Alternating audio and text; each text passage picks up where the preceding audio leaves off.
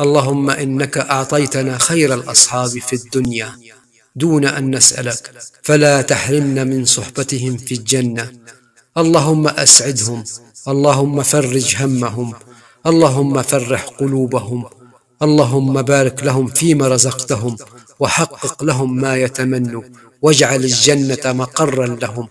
رب بارك لهم في عمرهم ومالهم، اللهم ارزقهم الرزق الحلال برحمتك يا أرحم الراحمين. يا رب، إني أسألك لأصدقائي زيادة في الدين، وسعة في الرزق، وسعادة في الدنيا، وبركة في العمر.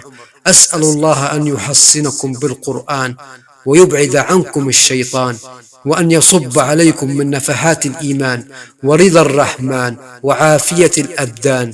اللهم لا ترد دعواتنا لهم، فإننا فيك نحبهم. اللهم آمين يا رب العالمين.